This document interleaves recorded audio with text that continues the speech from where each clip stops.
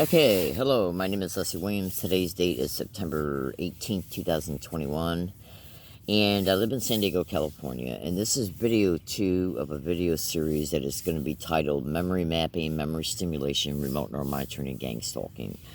So in the first video that I just completed about a half hour ago, I wanted to talk about how remote neural monitoring, some of its features and functions. Well, remote neural monitoring connected to gang stalking crimes pertaining to what's reported is a technology that is put in a supercomputer. The NSA, the CIA, the DoD, and the DIA are the four main reported responsible parties for this crime concerning Brian 2's exposures online. Go to Google and YouTube and type in ex-DOD contractor Brian 2. His last name is spelled T-E-W. And he goes on to, I agree with about 99% so far of what I've seen of Brian 2's exposures. And Brian 2 used to, so let me just backtrack. I was going to say something, but I decided not to, so just bear with me. Brian 2, what he did was he went and he researched a lot of the data from the scientists that helped develop many of the technologies that are reported to be used on tens of thousands of gang stalking victims. So remote neural monitoring is put in a supercomputer. Now, the following is concerning what's reported. R&M is put in a supercomputer, and the supercomputer that it's put in runs by a very sophisticated AI, artificial intelligence software program.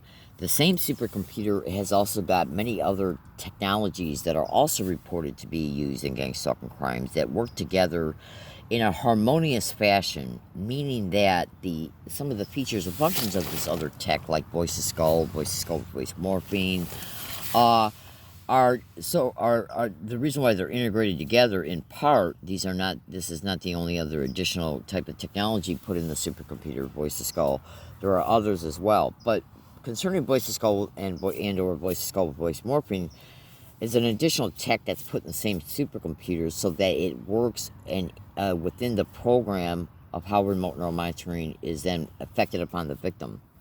You should also know it's becoming increasingly reported that neural dust plays a role in this as well, because when you inhale neural dust, it will attach to the central nervous system, it will cross over the blood-brain barrier, and it will act as a conductor and possibly even as a bioamplifier for decoding and encoding of neurotransmitters as they are processed along the synaptic gap. And since they have encoding capabilities, it's reported that they can also, this nanotech as well, used for the same purpose as neurodust, it can act as a bioamplifier so that when the victim is forced to process the contents of what's being perpetrated upon them, either through the community-based gang stalking and or other additional sound tech and or remote neural monitoring influencing, like visual stimulation, things being perpetrated in the visual cortex, voice to skull with voice morphine, where it then forces the victim to believe that they're having a corresponding thought to that visual image.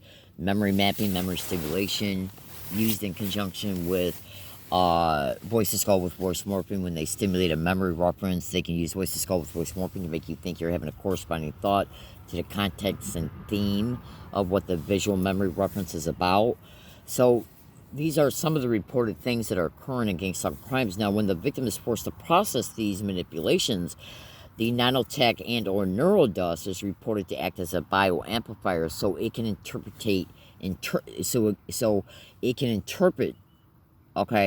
the neurotransmitters that are processing the contents of what's being stimulated, what's being neurally manipulated for the target to believe about what's being neurally stimulated. The memory reference, as the memory reference is being stimulated, the voice to skull with voice morphine is used simultaneously to give a meaning to that memory reference, and as that's processing in the brain, the nanotech acts as an amplifier in order so that when the brain is processing these manipulations and stimulations, it will decode how the neurotransmitters is processing it along the synaptic gaps. Because visual and auditory stimuli connected to the community-based gang stalking and the remote neural monitoring The way that neurotransmitters originally, normally, generally process information is very limited. Okay, remote neural monitoring without the nanotech can interpret pattern recognition, but you got to remember in these crimes they're adding additional content, additional content and context to these in real time attacks. So when the in real time attacks occur, they use the nanotech to amplify the signal of the neurotransmitters that are also processing the content. So they got to be able to see how that information is being deciphered and processed that general EEG readouts do not provide, which is the purpose of the bioamplifier, which is the nanotech. So the nanotech assures them the ability to see how well the neurotransmitters and their frequency outputs are generating as the neuronal processes is processing the content of the manipulation, the manipulation content.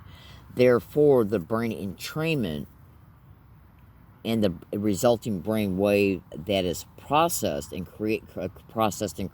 created has all that original content within it, which makes it then a more that eventual then entrained pathway that is created then holds a more concentrated potentiated frequency output and all the relevant meaning connected to it. And this is how they're keeping the gang stalking experience so dramatic and so content rich when the brainwave is then turned around and excited as a result of stimuli attached to it being repropped up through the continuation of the brain state manipulation, the memory referencing stimulation, and how attributes are anchored to props connected to community-based harassment. So I'm going to play you an audio file, and I want you to listen to this. Okay, so one of the things that they rely on is what are called pattern recognition. Okay, and it's one of the fatal flaws in their technology. Okay, they rely on these patterns. They determine coherent patterns of thought. Okay, by forcing the victim into patterns of behavior, patterns of speech. Okay, in other words, until they can establish enough of these patterns, enough of these responses, of these patterns of responses, which they can then take all of those patterns of your responses, those multiple responses, to the same thing, and they correlate them all into response statistics, and then from that statistical data, a coherent pattern of thought is determined and developed, which is then integrated back into R&M data. Okay, so one of the fatal flaws in their technology is the fact that they rely upon repetitive reinforcement to generate patterns. In order to generate patterns of responses from an individual, they must engage in patterns. Now, can I ask you this? Patterns. This is very Hold on. Okay, go ahead. In order to solicit multiple patterns of the same response, emotion, okay, from the victim, they must engage in the same or similar patterns of behavior or speech. Like the card you saw with the one light over and over and over again. Okay, that was a pattern, right? So once they have enough of it, right? Once they have enough of those responses from you, they correlate all those responses, all those patterns of responses, into what are called response statistics. And then the supercomputer takes that statistical data, and from it determines a coherent pattern of your thought. Okay, and then once it has a coherent pattern of thought, it then integrates it back into R&M data. Okay, so that's what I'm talking about when I say repetitive reinforcement. Okay, it's a fatal flaw in their technology because it easily identifies to the person who can read active memory that, hey, I'm being attacked. This is not normal. I shouldn't be obsessively, compulsively thinking about peanut butter or pornography or religion or whatever it is they're using, whatever it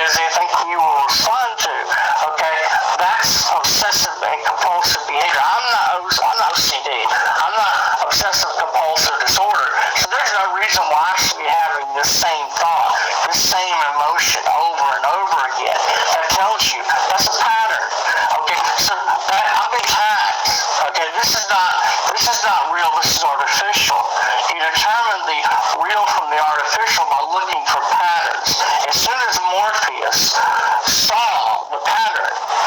Okay, he realized this was a glitch in the matrix. This was artificial. Okay, this was not real. Something was very wrong. Okay, Neo didn't recognize it because he was just fresh out of it. He was a new targeted individual whose eyes had just been opened. But Morpheus recognized the danger immediately. He saw the pattern developing. Okay, that's how victims can tell they're being targeted and attacked, because their technology relies upon repetitive reinforcement, the same mental suggestions injected over and over in a looping pattern, the same emotions injected over and over in a looping pattern. Remember, any set of brainwaves, any set of your brainwaves can be remotely captured by the supercomputer, held by that computer, and then perpetually, now here's the key word, perpetually replayed in your brain. Okay? So, remotely captured, held, and perpetually replayed in your brain. That perpetually replayed, that's where the patterns begin to develop. So patterns show that you're being attacked. That's how you read active memory. You look for patterns. Okay? That repetitive reinforcement. So do you think that this is happening? Because it seems like my attacker. Okay, so this is I had to, sorry about that. I accidentally stopped the record button on my tape recorder, so let me make a fast statement. Okay, so this audio file is a continuation of where I left off at on the previous audio file. Now let me show you a coherent pattern that is perpetrated through gang stalking crimes. Gang stalking, the host of gang stalking crimes will isolate the victims. Isolation is one of the biggest things that's occurring in gang stalking, because gang stalking crimes cannot have your brain creating any healthy neuronal activity, any healthy neural pathways, buying through healthy relationships, okay? Because when you're interacting socially with people, your brain creates healthy neuronal processes. They can't have you going to school, because when you go to school, your brain is learning based on what your class is about, and that creates entrained pathways that cause a lot of different neuronal activity to fire that will interfere with remote neural monitoring processes. They can't have you working, because when you work, you get trained at work. Yeah, well, when they do let targets work, they'll be gang stalked at work too, and they'll even feed off of the training that you engage in at work. But they usually won't let the gang stalking victims work, because when you're at work, well, unless they decide they want you to work so they can work maybe at work and use that to assist in other entrainment. But so I'm going to backtrack just for a second. Bear with me. So in gang stalking, when they isolate you from a regular life, a regular structured life, where they control your life so you don't have no sense of mastery anymore over your life, where you have no self-determination, this crime absolutely will completely rape your ability to have your own thought processes because of the reported thought interruption, memory blanking, constantly bombarding and overloading your senses and perceptions through props connected to community-based gang stalking, through technology that is constantly competing for your auditory and visual attention, research, auditorial, voice to skull, remote neural monitoring, visual manipulation for your visual perceptions, and memory mapping and memory stimulation of memory references. So gang stalking, the crime itself, which is part of the program where then remote neural monitoring and all these other sound techs are integrated into, it's got to corral your life into a parameter to where the only thing you're allowed to do is live, so that you can be forced to live the crime of gang stalking, which is a program that then affects itself upon your life, because now your life is being controlled. Okay? So it's a construct, just like in the movie The Matrix. So let me give you an example of how gang stalking crimes can force your brain into an identical thought pattern and a identical emotional pattern. Now, what is one of the biggest things that all human beings today are interfacing with? Their computers and their phones. So when you research cell phone jamming, cell phone signal jamming and gang stalking, cell phone setting manipulation and gang stalking, cell phone jamming and gang stalking, they know that you're going to recognize when they do each and everything to your phone and each and everything to your computer, each and everything to your blog, each and everything they do to your email accounts, concerning the context of your emails, each and everything they do to the tweets you put on Twitter. They know you're going to recognize that this is not being, that the things that are occurring are not natural. Because gang stalking, for them to create pattern recognition, they got to force you to realize a pattern of experiences and the behaviors connected to the experiences. So when they're, say if you turn on your phone, you're a gang stalking victim, and you spend your day dealing with surviving this crime, okay, in the ways that they're forcing you to survive it throughout the day. So then at night, when you think to yourself, God, everything I just went through today, all I want to do is relax and watch a movie, you then turn on your phone and you bring up your movie app, and it's taking 15 minutes for it to come up, and then when it finally comes up, you got to go through hell to find a movie because they're constantly freezing the screen. So you can't toggle back and forth between horror movies, comedy movies, drama movies, thriller movies, sci-fi movies. So they're constantly freezing the screen, constantly forcing you to wait for it to become unfroze so you can continue to look to make your selection. So then you finally are able to find one, because they stopped freezing it just for a few seconds. So you find one, then you bring it up, and then they freeze the phone so the movie don't come up. So then you got to wait 16 minutes for it to unfreeze, and it only unfreezes because they're unfreezing it. Why? Because then when the movie starts playing, they start freezing it either permanently or continually. Now, this is how they create the patterns for you to recognize. By committing each act that they know is not being caused by the phone itself or your cell phone carrier, even though cell phone mobile companies are massively implicated in this crime as well, where it's reported that Deep State is intimately connected to all of them. AT&T, Verizon, and even the places you go to buy your fucking phone, you can be subject to massive gang stalking techniques like I am at Best Buy. Every visit. Okay? Literally. So, literally, it's that bad. Okay? So, now, when you first get the phone, they'll let you use it naturally. They'll let you bring up Twitter and use it naturally. They'll let you bring up YouTube and so they allow you to use all your apps in the natural way that you should be being able to use your apps when you buy a new phone. So, and that's done to create a dependency on the phone. So that, okay, I got a phone, it's working great. Look how much I'm able to enjoy it. I'm able to go on Twitter and use Twitter and communicate with people. And maybe even make Twitter predictions about what might happen to you. And that might hold some of the staged events at bay, because if they do what I predict, it will be outwardly apparent that there's no way this is a coincidence. So they'll let you use your phone in the way you should naturally be able to use it in order to create a mental dependency on it. Then they start... Every app you start interfacing with, they'll start sabotaging. And they'll do it in ways to where they know you'll know there's no way this can be happening except that unless it's happening purposely. You get on Twitter and you start writing a tweet and you say, I'm going to take a break and pick up a cigarette. So you set your phone down, light up a cigarette, you pick it back up, and let's say 10 words out of 2 sentences have been completely compromised, rearranged, spelled wrong. When you're using your keyboard and you're typing in the composition of an email or a tweet, you see what you're typing in, yet different letters are actually coming up in the words.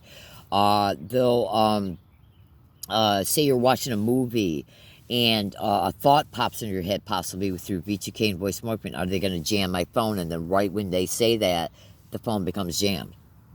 Okay, so gang stalking has many, many, many different ways. Oh, absolutely. It has many different ways to intentionally, mentally let you know that what you're experiencing and what you're seeing you're experiencing, what you're hearing you're experiencing is done through this crime. Because they got to create correlation between them and the victim and the experience for the sake of the pattern recognition. Because without the correlation, the victim will not recognize the pattern of each thing done to be connected to them. Okay, so they have many ways of mentally letting you know, and physically letting you know, visually letting you know, and auditorial letting you know. And then what they'll do is they'll create 15 different things as you're in the midst of trying to normally interact with your apps so you can use your apps in a normal function. They'll create 15 different ways of things that they're doing to your apps in order so that you are forced to deal with the experience of what you're doing, of what you're trying to do with your app. Therefore, every time you re-experience it, you notice it, and then since it's identical, there's the pattern recognition. They keep sabotaging my YouTube video account in the same way. They keep sabotaging my emails in the same way. They keep sabotaging my blog, my tweets, okay? My phone in the same way. And so when they keep repeating the same exact identical app and you're getting frustrated each time, that produces the emotion they're after. Okay? So they're after the thought responses based on each act and the identification of the identical act of each act, and that creates the pattern.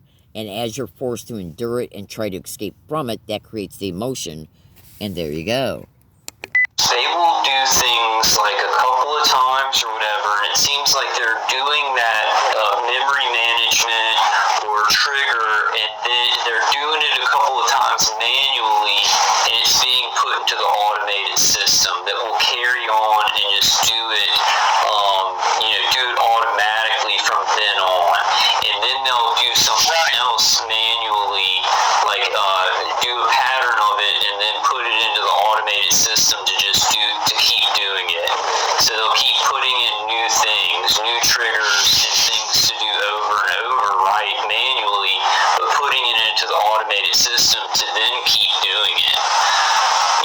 That's kind of what I've experienced, or I think is going on. You still there? I can't hear you, Brian. Did your audio get cut off?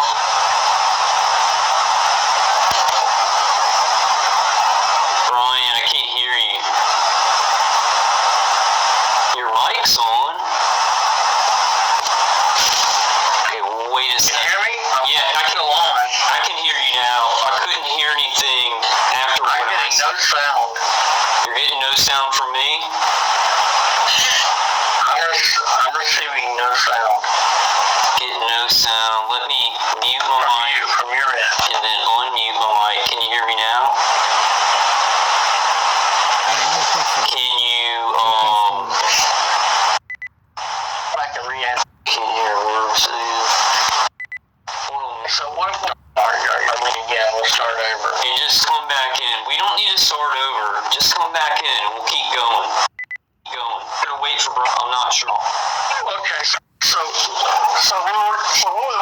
what you were talking about is that they're engaging in what you said. What did you say that they do what to you, and then that becomes.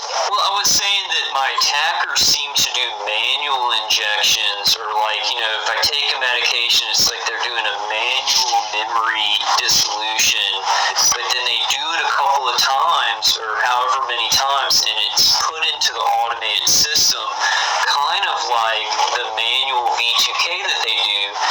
They say these short phrases over and over, then put all that to the chatterbox, so the automated system can then do the V2K with just the chatterbox, right?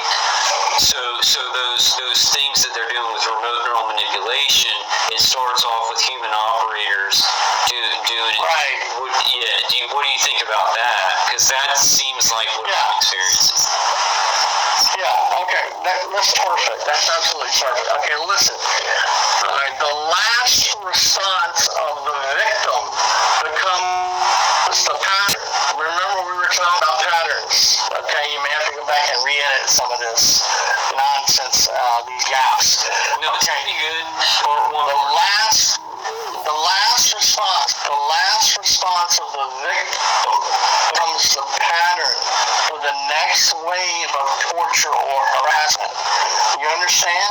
So whatever last response they can generate from you becomes becomes the pattern for the next wave of terror and torture.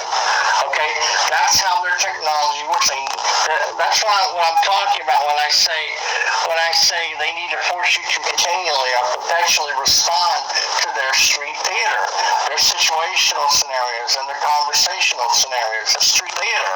So let me give you an example about that. Say if 7 o'clock at night you've been working all day and you want to watch a movie, all right?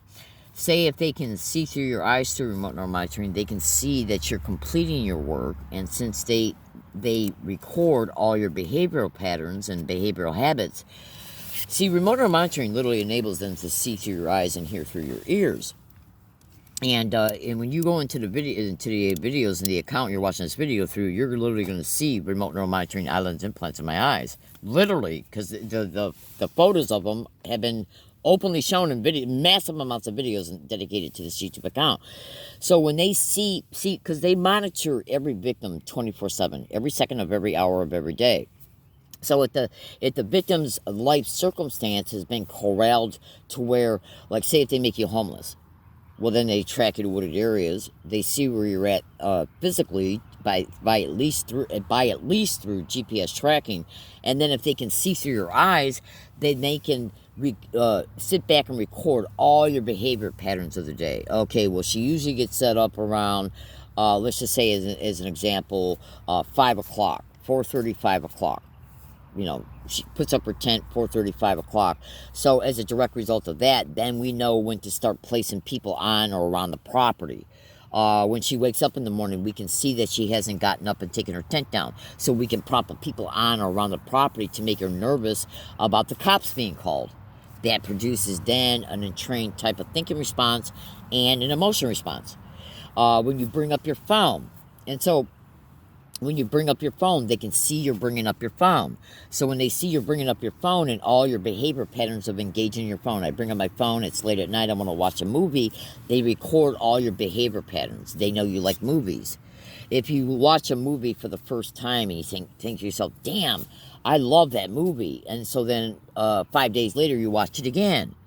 So they can see the visual imagery of the movie. Through remote neural monitoring, they can see how well you like the movie pertaining to the neuronal processes that your brain processed when you were watching the movie. So they can determine what hormones were excited, what brain states of enjoyment that you liked concerning the movie. So then what they'll do is take photos of particular scenes of the movie, put it in remote neural monitoring, and literally transmit it into your visual cortex, trying to make you think at 5 o'clock when you're getting set up that, what movie do I want to watch? And then all of a sudden that visual image of that movie pops into your head and you think to yourself, okay, I want to watch that movie again. I liked it. So you turn on your phone and then you go through all the phone bullshit. Because this is how they're enticing you to turn on the phone, by trying to make you think, okay, I'll watch this movie again. Because they know your behavior patterns between 5 and 7 is to turn on your phone to watch a movie. So they're getting up into your life to understand the dynamics of it so they can then insert the construct of this crime within your life choices. Okay? So then you bring up the phone to go to watch a movie that they're enticing you to watch by flashing the visual images of that movie and scenes from it into your visual cortex.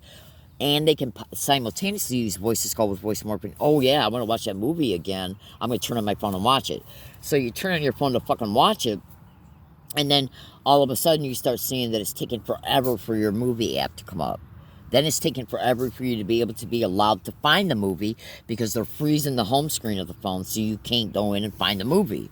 Then when they let that up, you go in and find the movie, you click on it to play it, it starts to play for about 15 seconds and then stops. Okay? And so while they're still flashing the scenes of the movie in your visual cortex and exciting the brain stimulation, brain states of excitement that, yeah, I want to watch the movie, right? And so they're keeping you focused on wanting to watch the movie so they can keep you focused on noticing the identical behaviors that they're engaging in that are keeping you from watching the movie. And since these are identical behaviors, it becomes a pattern associated to a visual stimuli that they're literally transmitting into the visual cortex of the movie to keep you wanting to watch it, so you keep engaging with your phone so they can keep engaging in the same exact identical patterns of behavior of jamming the phone, so you're forced to see each and everything they do concerning jamming the phone. Now then, all these things that you see on the phone now become a visual anchor, a visual memory reference. So then the next day when you go to turn on your phone, those memory references can be stimulated through remote neural monitoring, memory mapping, memory stimulation. Oh, geez, am I going to put up with phone jamming again? And so all those visual memories are re-stimulated in your visual cortex in order to keep you in a neural loop, which is what Brian 2 talked about a few minutes ago, because they're forcing the brain to reprocess the same pattern recognition of what they're doing to your phone. This then ends up creating what is known as a visually trained pathway, and every time it's repeated, that pathway becomes reinforced, okay? It then starts to yield an extremely potentiated frequency output from it. Therefore, then, whenever you have that same type of thought pattern connected to the visual and trained pathway, I'm going to turn on my phone, oh, I want to watch a movie, then since that's related to the brain entrainment of what they've already done to the phone, that I just got done explaining, it will cause that visual entrainment pathway to fire, and then the contents of that brain wave will be forced to be reprocessed in the mind, and even the speech related to it, because the brain is being forced to remember and reprocess all the brain states and emotions and thoughts you had as you were enduring this massive phone manipulation, because they were recording it all as you were enduring it. That's why they keep repeating the same shit. Okay, so go to Google and YouTube and watch all Brian 2's exposures on YouTube and in his blogs and Facebook posts, and he gives a lot of detailed, written out statements in paragraphs that openly describe this in sequential detail. So you can use that as a memory reference when you see any of his videos showing him discuss how they create the pattern recognition, the behaviors involved, the situational scenarios, the conversational scenarios that have identical attributes, okay, to any and all things that they establish pattern recognition to. And so they're creating neural loops, neural trauma loops, by repeating these types of identical behaviors that they're forcing you to endure. Because every human being now is depending on their phone nonstop. The crime of gang stalking is designed to force your brain into screaming for relief. Oh, I worked all day, I want to watch a movie and relax. So then they start attacking the phone and the movie app.